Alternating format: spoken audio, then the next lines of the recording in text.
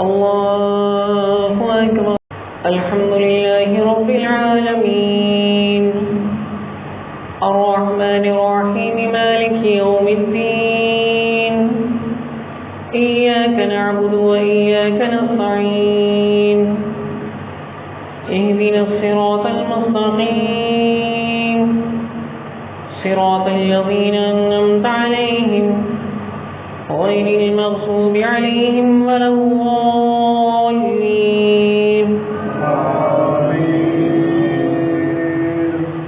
لن تنالوا البر حتى تنفقوا مما تحبون وما تنفقوا من شيء فإن الله به عليم. كل الطعام كان حلا لبني إسرائيل إلا ما حرم إسرائيل على نفسه من قبل أن تنزل التوراة. قل فأتوا بالتوراة فاتلوها إن كنتم صادقين. فمن افترى على الله الكذب من بعد ذلك فأولئك هم الظالمون. قل صدق الله فاتبعوا ملة إبراهيم حنيفا وما كان من المشركين. إن أول بيت وضع للناس للذي ببكة مباركا وهدى للعالمين فيه آيات بينات مقام إبراهيم ومن دخله كان آمنا. ولله على الناس حج البيت من استطاع إليه سبيلا ومن كفر فإن الله غني عن العالمين. قل يا أهل الكتاب لم تكفرون بآيات الله والله شهيد على ما تعملون. قل يا أهل الكتاب لم تصدون عن سبيل الله من آمن فأولئك وجهوا وأنتم شهداء وما الله بغافل عما تعملون. يا أيها الذين آمنوا إن تطيعوا فريقا من الذين أوتوا الكتاب يردوكم بعد إيمانكم كافرين. وكيف تكفرون وأنتم تتلى عليكم آيات الله وفيكم رسوله ومن يعتصم بالله فقد هدي إلى صراط مستقيم. يا أيها الذين آمنوا اتقوا الله حق تقاته ولا تموتن إلا وأنتم مسلمون. واعتصموا بحبل الله جميعا ولا تفرقوا. واذكروا نعمة الله عليكم إذ كنتم أعداء فألف بين قلوبكم فأصبحتم بنعمته إخوانا وكنتم على شفا حفرة من النار فأنقذكم منها. كذلك يبين الله لكم آياته لعلكم تهتدون. ولتكن منكم أمة يدعون إلى الخير ويأمرون بالمعروف وينهون عن المنكر وأولئك هم المفلحون. ولا تكونوا كالذين تفرقوا واختلفوا من بعد ما جاءهم البينات وأولئك لهم عذاب عظيم. يوم تبيض وجوه وتسود وجوه فأما الذين اسودت وجوههم أكفرتم بعد إيمانكم فذوقوا العذاب بما كنتم تكفرون. وأما الذين ابيضت وجوههم ففي رحمة الله هم فيها خالدون. تلك آيات الله نتلوها عليك بالحق وما الله يريد ظلما للعالمين. ولله ما في السماوات وما في الأرض وإلى الله ترجع الأمور. كنتم خير أمة أخرجت للناس تأمرون بالمعروف وتنهون عن المنكر وتؤمنون بالله. ولو آمن أهل الكتاب لكان خيرا لهم منهم المؤمنون وأكثرهم الفاسقون. لن يضروكم إلا أذى وإن يقاتلوكم يولوكم الأدبار ثم لا ينصرون. ضربت عليهم الذلة أينما ثقفوا إلا بحبل من الله وحبل من الناس وباءوا بغضب من الله وضربت عليهم المسكنة ذلك بأنهم كانوا يكفرون بآيات الله ويقتلون الأنبياء بغير حق ذلك بما عصوا وكانوا يعتدون. ليسوا سواء من أهل الكتاب أمة قائمة يتلون آيات الله آناء الليل وهم يسجدون يؤمنون بالله واليوم الآخر ويأمرون بالمعروف وينهون عن المنكر ويصارعون في الخيرات وأولئك من الصالحين. وما يفعلوا من خير فليكفروا والله عليم بالمتقين. إن الذين كفروا لن تغني عنهم أموالهم ولا أولادهم من الله شيئا أولئك أصحاب النار هم فيها خالدون. مثل ما ينفقون في هذه الحياة الدنيا كمثل ريح فيها سر أصابت حرث قوم ظلموا أنفسهم فأهلكت وما ظلمهم الله ولكن أنفسهم يظلمون. يا أيها الذين آمنوا لا تتخذوا بطانة من دونكم لا يألونكم خبالا ودوا ما عنتم قد بدت البغضاء من أفواههم وما تخفي صدورهم أكبر قد بينا لكم الآيات إن كنتم تعقلون. ها أنتم أولئك تحبونكم ولا يحبونكم وتؤمنون بالكتاب كله وإذا لقوكم كانوا آمنا وإذا خلوا عفوا عليكم الأنامل من الغيظ قل موتوا بغيظكم إن الله عليم بذات الصدور. إن تمسسكم حسنة تسؤكم وإن تصبكم سيئة يفرحوا بها وإن تصبروا وتتقوا لا يضركم كيدهم شيئا إن الله بما يعملون محيط. وإذ غدوت من أهلك تبوئ المؤمنين مقاعد للقتال والله سميع عليم. إذ همت طائفتان منكم أن تفشلا والله وليهما وعلى الله فليتوكل المؤمنون. ولقد نصركم الله ببدر وأنتم أذلة فاتقوا الله لعلكم تشكرون. إذ نقول للمؤمنين أن يكفيكم أن يمدكم ربكم بثلاثة آلاف من الملائكة منزلين بلى إن تصبروا وتتقوا ويأتوكم من فورهم حاضا يمدكم ربكم بخمسة آلاف من الملائكة مصدمين. وما جعله الله إلا بشرى لكم ولتطمئن قلوبكم به وما النصر إلا من عند الله العزيز الحكيم. ليقطع طرفا من الذين كفروا يكبتهم فينقلبوا خائبين. ليس لك من الأمر شيء أو يتوب عليهم أو يعذبهم فإنهم ظالمون.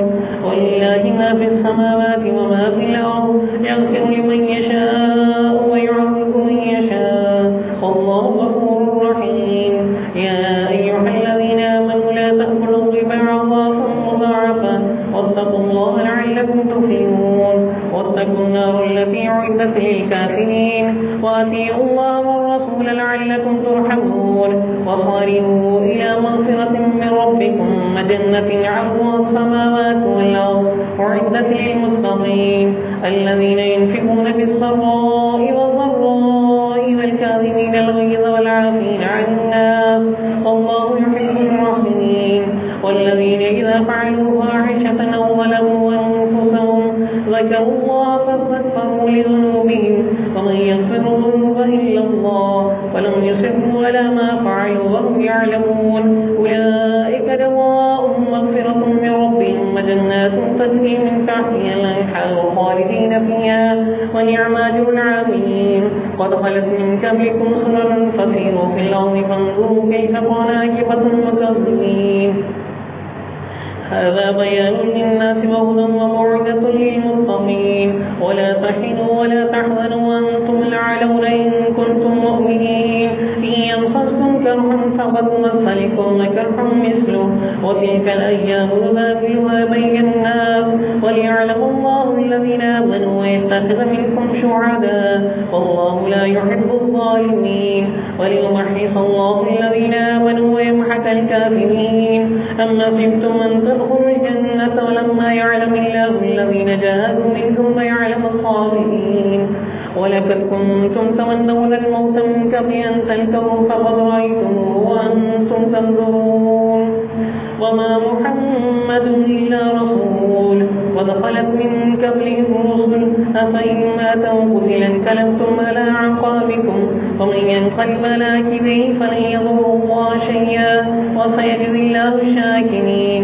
وما كان لنفس أن تموت إلا بإذن الله كتابا معجلا. ومن يريد ثواب الدنيا نؤتيه منها ومن يريد ثواب الآخرة نؤتيه منها وسنجزي الشاكرين. وكأي من نبي قاتل معه ربيون كثير فما وهنوا لما أصابهم في سبيل الله وما ضعفوا وما استكانوا والله يحب الصابرين. وما كان قولهم إلا أن كانوا ربنا اغفر لنا ذنوبنا ثبت أقدامنا وانصرنا على القوم الكافرين فآتاهم الله ثواب الدنيا وحسن ثواب الآخرة والله يحب المحسنين. يا أيها الذين آمنوا إن تطيعوا الذين كفروا يردوكم على أعقابكم فتنقلبوا خاسرين بل الله مولاكم وهو خير الناصرين.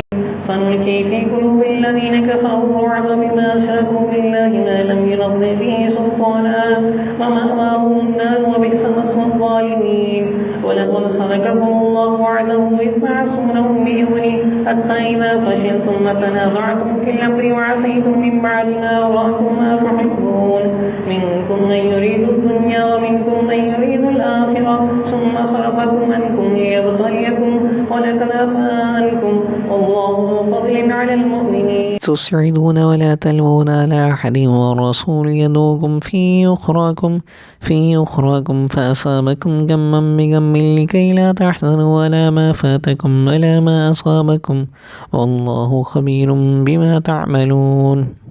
ثم أنزل عليكم من بعد الغم أمنة نعاسا يغشى طائفة منكم وطائفة قد حمتهم أنفسهم يظنون بالله غير الحق ظن الجاهلية يقولون هل لنا من الأمر من شيء قل إن الأمر كله لله يخفون في أنفسهم ما لا يبدون لك يقولون لو كان لنا من الأمر شيء ما قتلنا حاهنا قل لو كنتم في بيوتكم لبرز الذين كتب عليهم القتل إذا مضاجعهم وليبتلي الله ما في صدوركم وليمحص ما في قلوبكم والله عليم بذات الصدور. إن الذين تولوا منكم يوم التقى الجمعان إنما تولوا الشيطان ببعض ما كسبوا ولقد عفا الله عنهم إن الله غفور حليم. يا أيها الذين آمنوا لا تكونوا كالذين كفروا وقالوا لإخوانهم إذا ضربوا في الأرض أو كانوا غضا لو كانوا عندنا ما ماتوا وما قتلوا ليجعل الله ذلك حسرة في قلوبكم والله يحيي ويميت والله بما تعملون بصير. ولئن قتلتم في سبيل الله أو متم لمغفرة من الله ورحمة خير مما يجمعون. ولئن متم أو قتلتم إلى الله تحشرون فبما رحمة من الله لنت لهم ولو كنت فظا غليظ القلب لانفضوا من حولك فاعف عنهم واستغفر لهم وشاورهم في الأمر فإذا عزمت فتوكل على الله إن الله يحب المتوكلين. إن ينصركم الله فلا غالب لكم وإن يخذلكم فمن ذا الذي ينصركم من بعده وعلى الله فليتوكل المؤمنون. وما كان للنبي أن يغل ومن يغل يأتي بما غل يوم القيامة ثم توفى كل نفس ما كسبت وهم لا يظلمون. أفمن اتبع رضوان الله كمن باء بسخط من الله ومأواه جهنم وبئس المصير. هم درجات عند الله والله بصير بما يعملون. لقد من الله على المؤمنين إذ بعث فيهم رسولا من أنفسهم يتلو عليهم آياته ويزكيهم ويعلمهم الكتاب والحكمة وإن كانوا من قبل لفي ضلال مبين. أولما أصابتكم مصيبة قد أصبتم مثليها قلتم أنى حاضر قل هو من عند أنفسكم إن الله على كل شيء قدير. وما أصابكم يوم التقى الجمعان فبإذن الله وليعلم المؤمنين وليعلم الذين نافقوا وقيل لهم تعالوا قاتلوا في سبيل الله يدفعوا قالوا لو نعلم قتالا لاتبعناكم هم للكفر يومئذ أقرب منهم للإيمان يقولون بأفواههم ما ليس في قلوبهم والله أعلم بما يكتمون. الذين قالوا لإخوانهم اقعدوا لو أطاعونا ما قتلوا قل فادرءوا عن أنفسكم الموت إن كنتم صادقين ولا تحسبن الذين قتلوا في سبيل الله أموات بل أحياء عند ربهم يرزقون فرحين بما آتاهم الله من فضل ويستبشرون بالذين لم يلحقوا بهم من خلفهم ألا خوف عليهم ولا هم يحزنون يستبشرون بنعمة من الله وفضل وأن الله لا يضيع أجر المؤمنين. الذين استجابوا لله ورسوله من بعد ما أصابهم الكرب للذين أحسنوا منهم واتقوا أجر عظيم. الذين قال لهم الناس إن الناس قد جمعوا لكم فاخشوهم فزادهم إيمانا وقالوا حسبنا الله فانقلبوا بنعمة من الله وفضل لم يمسسهم سوء واتبعوا رضوان الله والله ذو فضل عظيم. إنما ذلكم الشيطان يخوف أولياء فلا تخافوهم وخافون إن كنتم مؤمنين. ولا يحزنك الذين يخالفون في الكفر إنهم لن يضروا الله شيئا يريد الله ألا يجعل لهم حظا في الآخرة ولهم عذاب عظيم. إن الذين اشتروا الكفر بالإيمان لن يضروا الله شيئا ولهم عذاب عليم. ولا يحسبن الذين كفروا أنما نملي لهم خير لأنفسهم إنما نملي لهم ليزدادوا إثما ولهم عذاب محين. ما كان الله ليضر المؤمنين على ما أنتم عليه حتى يميز الخبيث من الطيب وما كان الله ليطلعكم على الغيب ولكن الله يصطفي من رسله من يشاء فآمنوا بالله ورسله وإن تؤمنوا وتتقوا فلكم أجر عظيم. ولا يحسبن الذين يبخلون بما آتاهم الله من فضله هو خيرا لهم بل هو شر لهم سيطوقون ما بخلوا به يوم القيامة ولله ميراث السماوات والأرض والله بما تعملون خبير. لقد سمع الله قول الذين قالوا إن الله فقير ونحن أغنياء سنكتب ما كانوا وقتلهم الأنبياء بغير حق ونقول ذوقوا عذاب الحريق ذلك بما قدمت أيديكم وأن الله ليس بظلام للعبيد. الذين قالوا إن الله عهد إلينا ألا نؤمن لرسول حتى يأتينا بقربان تأكله النار قل قد جاءكم رسل من قبلي بالبينات وبالذي كنتم فلم قتلتموهم إن كنتم صادقين فإن كذبوك فقد كذب رسل من قبلك جاءوا بالبينات والكتاب المنير. كل نفس ذائقة الموت وإنما توفون أجوركم يوم القيامة فمن زحزح عن النار وأدخل الجنة فقد فاز وما الحياة الدنيا إلا متاع الغرور. لتبلغن في أموالكم وأنفسكم ولتسمعن من الذين أوتوا الكتاب من قبلكم ومن الذين أشركوا ومن كثيرا وإن تصبروا وتتقوا فإن ذلك من عزم الأمور. وإذا أخذ الله ميثاق الذين أوتوا الكتاب لتبيننه للناس ولا تكتمونه فنبذوه وراء ظهورهم واشتروا به ثمنا قليلا فبئس ما يشترون.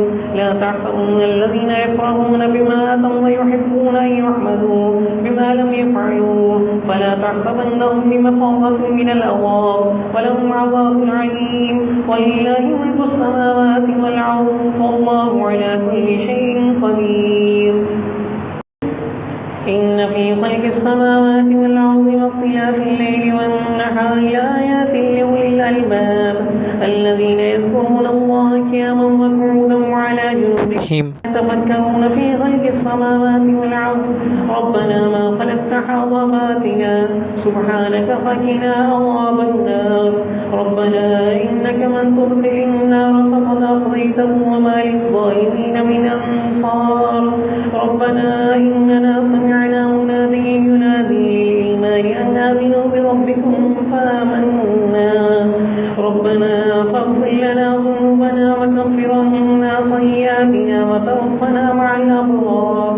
ربنا وآتنا ما وعدتنا على رسلك ولا تخزنا يوم القيامة إنك لا تخلف الميعاد.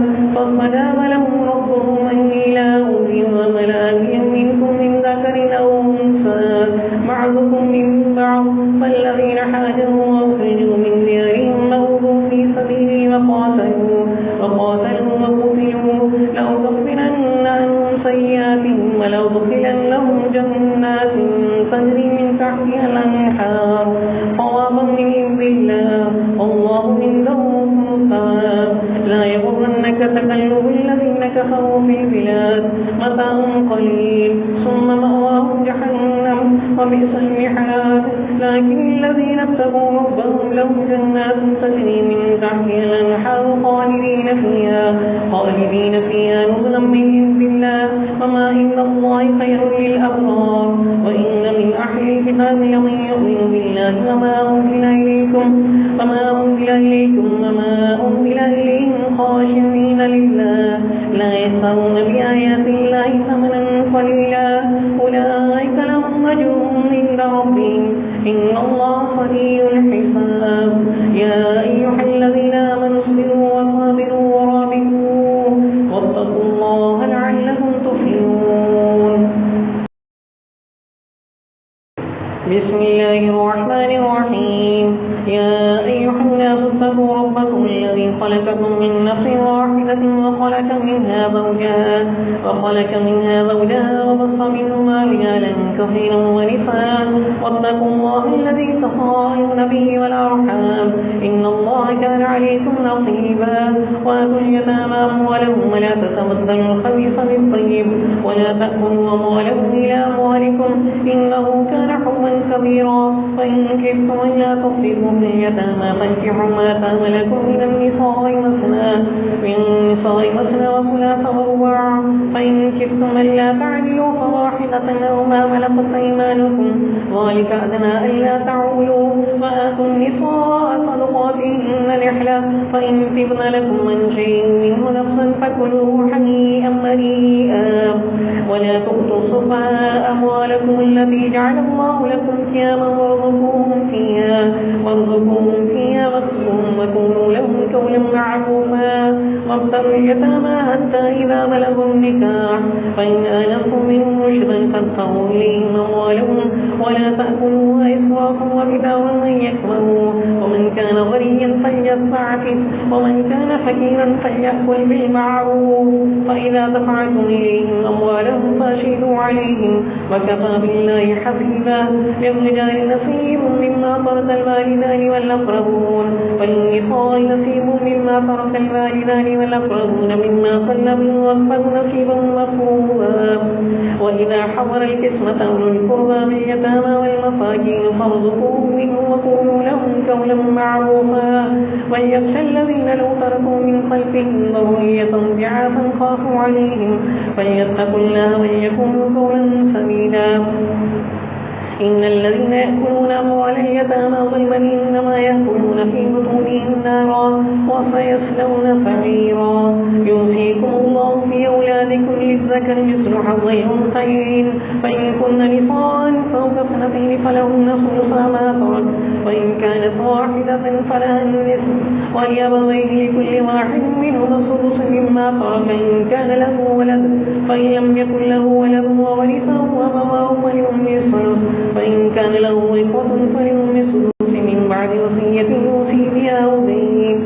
آباؤكم أبناؤكم لا تدرون أيهم أقرب لكم نفعا فريضة من الله إن الله كان عليما حكيما. ولكم نصف ما ترك أزواجكم إن لم يكن لهن ولد فإن كان لهن ولد فلكم ربع مما تركن من بعد وصية يوصين بها أو دين ولهن ربع مما تركتم إن لم يكن لكم ولد فإن كان لكم ولد فلهن الثمن مما تركتم من بعد وصية توصون بها أو دين. وإن كان رجل يورث كلالة أو امرأة وله أخ أو فلكل واحد منهما السدس فإن كانوا أكثر من ذلك فهم شركاء في الثلث من بعد وصية يوصى بها أو دين غير مضار وصية من الله والله عليم حليم. تلك حدود الله ومن يطع الله ورسوله يدخله جنات تجري من تحتها الأنهار خالدين فيها وذلك الفوز العظيم. ومن يعص الله ورسوله ويتعد حدوده يدخله نارا خالدا فيها وله عذاب مهين. واللاتي يأتين الفاحشة من نسائكم فاستشهدوا عليهن 4 منكم فإن شهدوا فامسكوهن في البيوت حتى يتوفاهن الموت ويجعل الله لهن سبيلا. واللذان يأتيانها منكم فآذوهما فإن تابا وأصلحا فأعرضوا عنهما إن الله كان توابا رحيما. إنما التوبة على الله للذين يعملون السوء بجحالة ثم يتوبون من قريب فأولئك يتوب الله عليهم وكان الله عليما حكيما. وليست التوبة للذين يعملون السيئات حتى إذا حضر أحدهم الموت قال إني تبت الآن ولا الذين يموتون وهم كفار أولئك أعتدنا لهم عذابا عليما. يا أيها الذين آمنوا لا يحل لكم أن تنكحوا النساء كرها ولا تعضلوهن لتذهبوا ببعض ما آتيتموهن إلا أن يأتين بفاحشة مبينة وعاشروهن بالمعروف فإن كرهتموهن فعسى أن تكرهوا شيئا ويجعل الله فيه خيرا كثيرا. وإن أردتم استبدال زوج مكان زوج وآتيتم إحداهن قنطارا فلا تأخذوا منه شيئا أتأخذونه بهتانا وإثما مبينا. فكيف تأخذونه وقد أفضى بعضكم إلى بعض وأخذنا منكم ميثاقا غليظا. ولا تنكحوا ما نكح آباؤكم من النساء إلا ما قد سلف إنه كان فاحشة ومقتا وساء سبيلا. حرمت عليكم أمهاتكم وبناتكم وأخواتكم وأماتكم وخالاتكم وبنات الأخ وبنات وبنات الأخت وأمهاتكم اللاتي أرضعنكم وأخواتكم من الرضاعة وأمهات نسائكم وربائبكم اللاتي في حجوركم من نسائكم اللاتي دخلتم بهن فإن لم تكونوا دخلتم بهن فلا جناح عليكم وحلائل أبنائكم الذين من أصلابكم وأن تجمعوا بين الأختين إلا ما قد سلف إن الله كان غفورا رحيما.